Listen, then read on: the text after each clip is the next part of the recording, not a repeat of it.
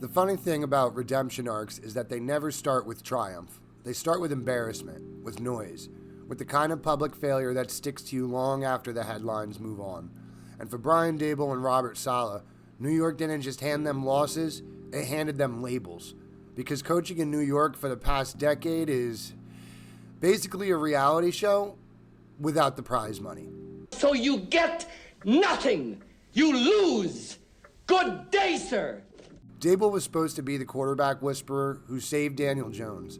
Instead, he became the face of a Giants offense that couldn't score, couldn't protect, and couldn't stay healthy. Every Sunday felt like another reminder that the magic he brought from Buffalo didn't survive the Hudson River. The league stopped talking about his Coach of the Year trophy and started talking about whether he'd lost the locker room. Saleh's story wasn't any prettier. He walked into Florham Park with that 49ers swagger, the defensive mastermind, the motivator, the guy who could turn chaos into discipline. But the Jets swallowed him whole. Quarterback purgatory, injuries, a fan base that wanted miracles and got mud, and still does. Every press conference turned into a referendum on his future. Every loss felt like another crack in the armor of a coach who once looked unbreakable.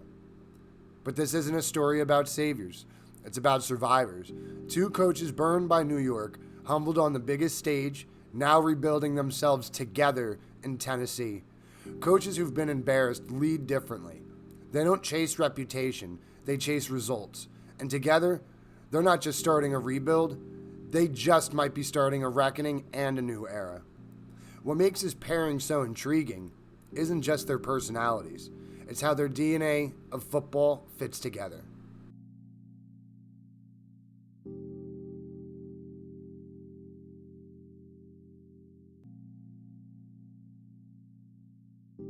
Brian Daboll's offense leans around 56 to the 60% pass, built around a heavy 11 personnel, 70% of it being shotgun, and a steady diet of motion and layered reads that force defenses to tip their hand before the snap. His entire structure is designed to give the quarterback answers early, to win on rhythm, and to punish hesitation. It's a sharp pivot from last year's Titans attack, which lived in static formations, heavier groupings, and slower developing concepts that put far more pressure on the quarterback to create late in the down instead of operating on time. Saleh brings the counterweight, a rule-based, fast-trigger defense built on disguised fronts, wave rushes, and late trigger pressure. His system is intentionally simple for his players. Clear rules, clear landmarks, clear responsibilities, but intentionally chaotic for the offense trying to diagnose it. Where Daboll wants to force defenses to declare early, Saleh wants to force offenses to guess late.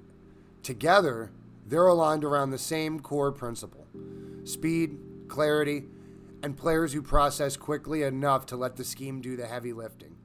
And that shared philosophy shapes exactly what Tennessee will be hunting for in the 2026 NFL Draft.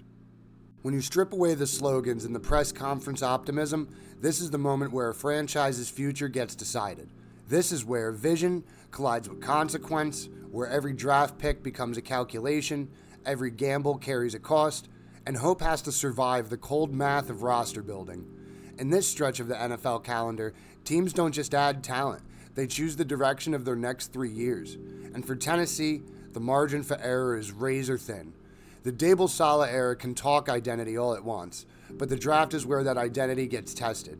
And in a class headlined by 4 blue-chip prospects, Tennessee isn't just picking players, they're choosing the version of themselves they want to become. Here are 4 prospects in the upcoming draft that I personally believe will fit schematically in this new system and to accelerate the Titans' rebuild. First, we got Arvell Reese, the headline act, the kind of defender you don't scout, you circle in red ink. At 6'4", 243 pounds, he's a hybrid missile with the burst to win off the edge and the range to erase space and coverage. Saleh loves players who break rules without breaking structure, and Reese is exactly that. He gives Tennessee something they've lacked for years, a chaos engine who still plays within the system. His ceiling isn't just high, it's franchise-altering. Rueben Bain Jr.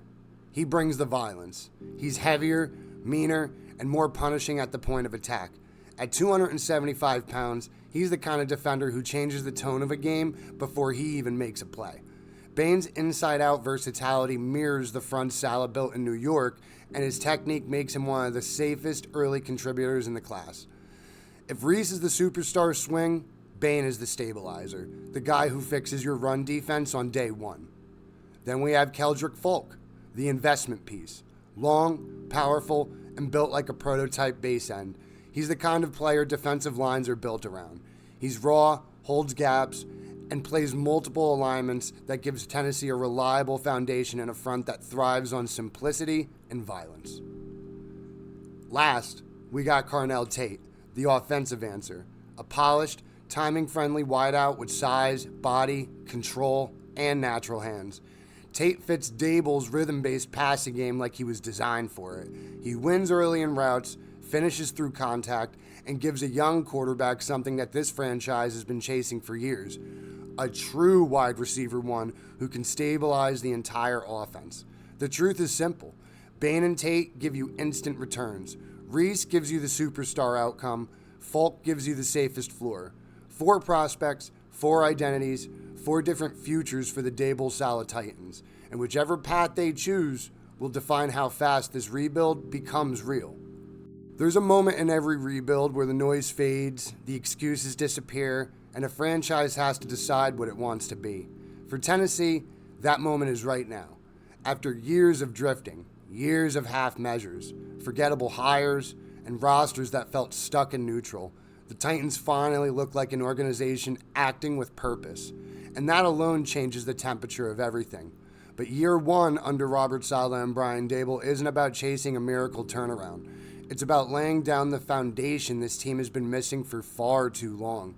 This pairing is unique because it blends 2 completely different football minds who share one essential belief. Clarity creates speed, and speed creates identity. Saleh brings the standard, the urgency, the defensive structure. Daboll brings the answers, the quarterback development, the offensive adaptability. Together, they give Tennessee something it hasn't had in years, a direction that feels intentional. Realistic expectations matter. There will be growing pains. There will be Sundays where the scheme is right, but the roster isn't. There will be moments where the rebuild feels slower than the fan base wants. But for the first time in a long time, the Titans aren't guessing. They aren't patching holes. They aren't hoping something clicks. They're building. And that's why this season feels different. Because this isn't going to be just a coaching change. It's the most unified, competent organizational effort the Titans have shown in years. The staff makes sense. The acquisitions make sense. The draft strategy makes sense.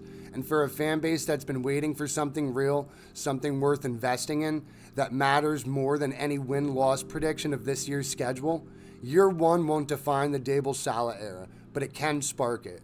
It can reestablish identity, restore belief, and remind the league that Tennessee is no longer sleepwalking through seasons. This is the beginning of something, finally. And for the first time in a long time, the future doesn't feel like a question mark. It feels like a plan. Thank you guys for watching. Hope you enjoyed. Catch you on the next one.